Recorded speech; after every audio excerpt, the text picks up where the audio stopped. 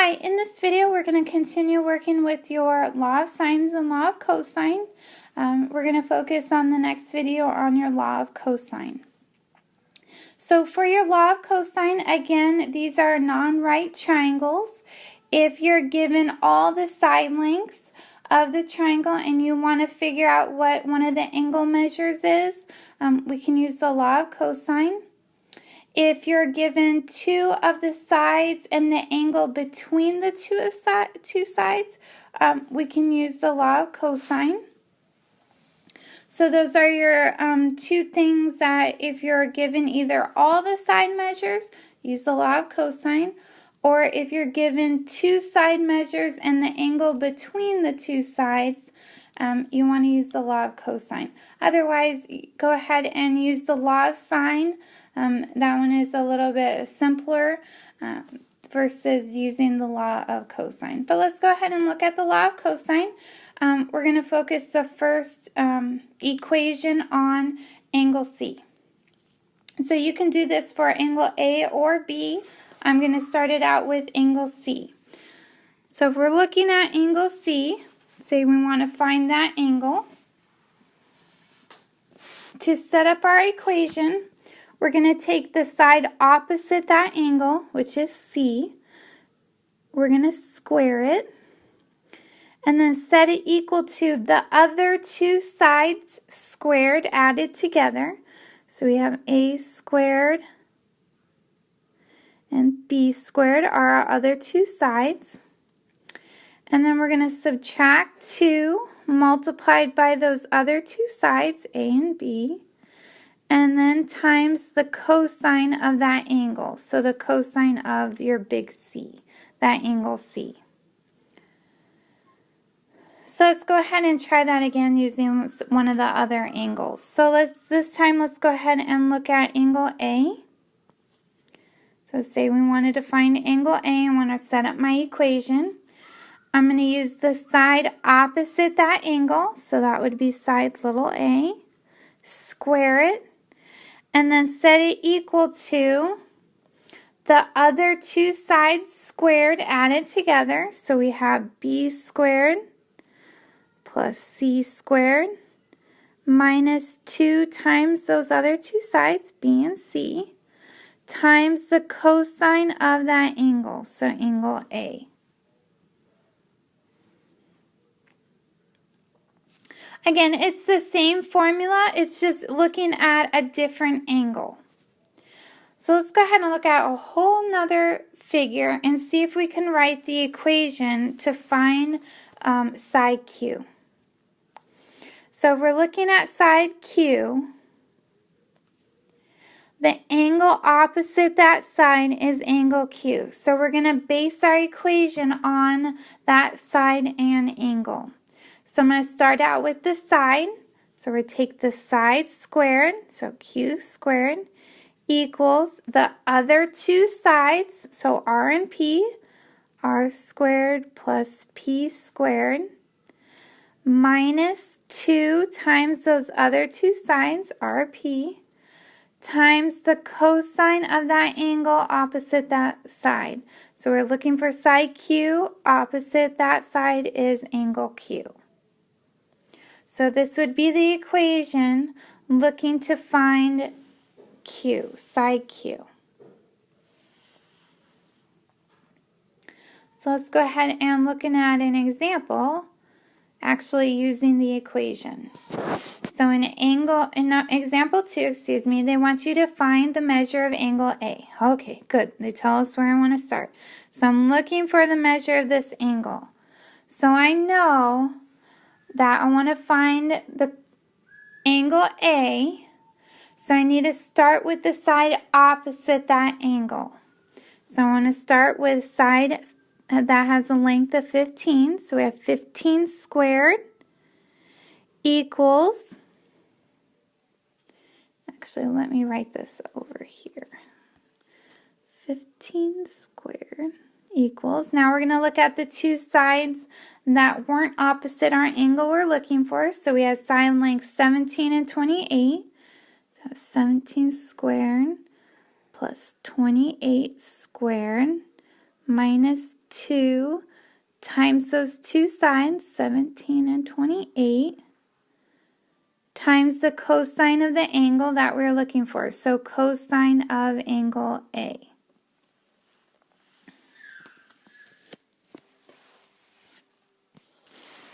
Okay, so now that we wrote our equation, we need to start simplifying.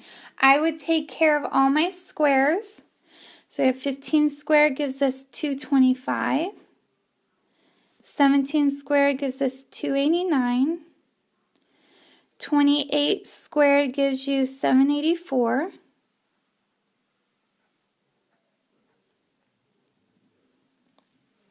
We can multiply 2 times 17 times 28 to get 952. And then we have the cosine of A. Combine your like terms. We can add 289 and 784 to get 1073. I'm just going to rewrite everything else.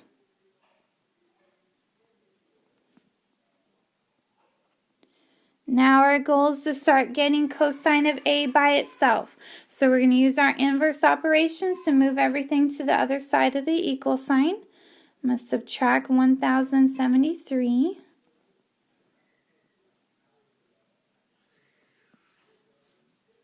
We get negative 848 equals negative 952 cosine of A. Get rid of that negative 952, divide both sides by negative 952.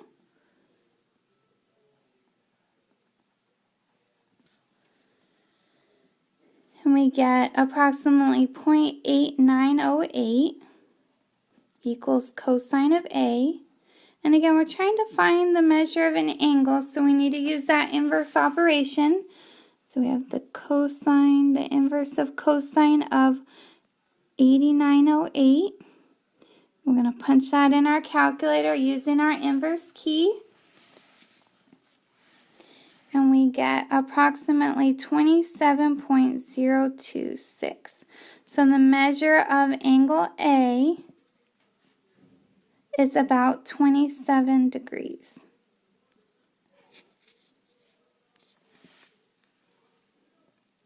So that's an example of using your law of cosine to find the measure of a missing angle given all the measures of the sides. Let's look at another example. Example 3, they give you the measure of two sides, the measure of one of the angles, and we need to find the side opposite that given angle. So we want to find the measure of BC. So this is our unknown over here. And that is opposite angle A, so instead of using X, if you wanted to use little a, and use that one of those formulas from the original diagram, you can do that. All right, so we're going to start out with the side opposite the given angle. So that would be side A. So we're going to take A squared equals, and then square the other two sides and add them together. So we have 14.8 squared plus 22.1 squared minus 2 times those two sides.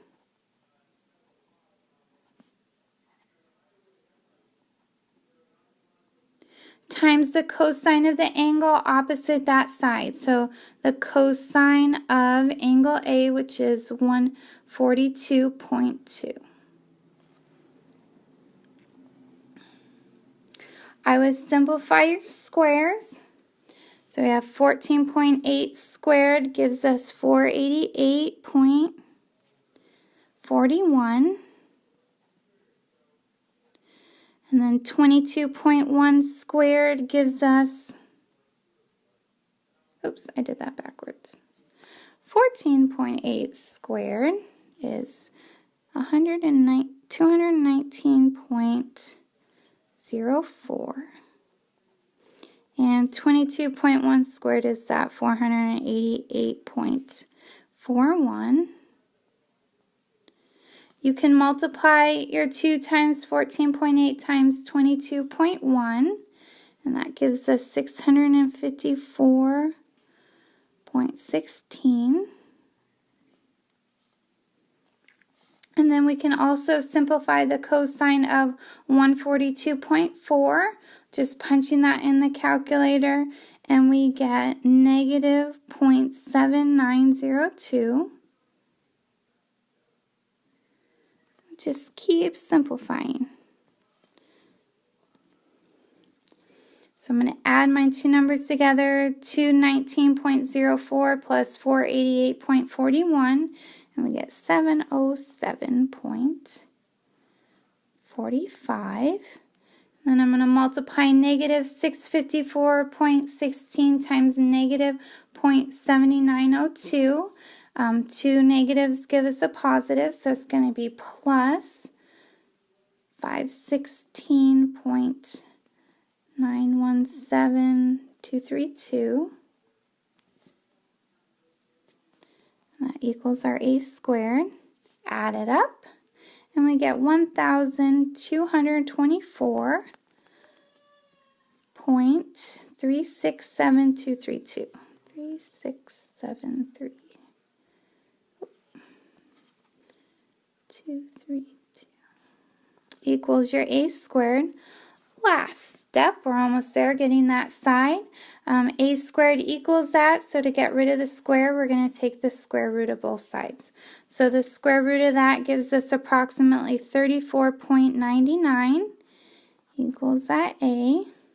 If we round that to the nearest length, we get side BC equals 35 kilometers.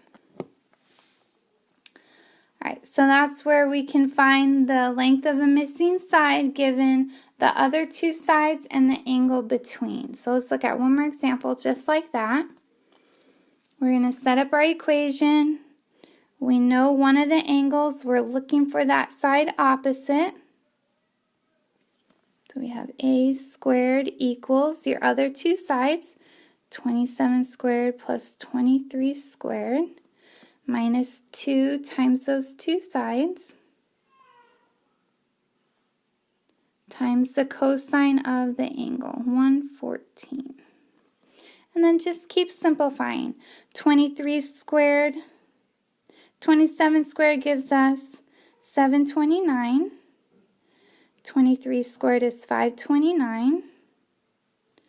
Multiply, we get 2 times 27 times 23 gives us 1,242.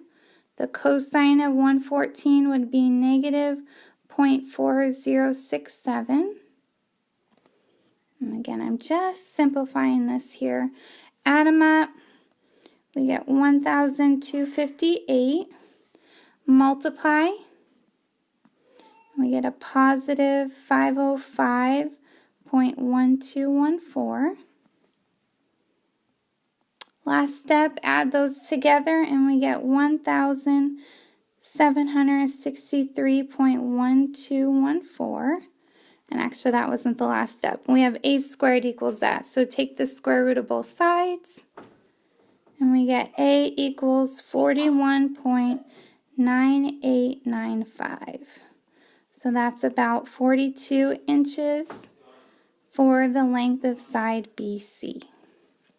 So those were just a couple examples of working with your law of cosines.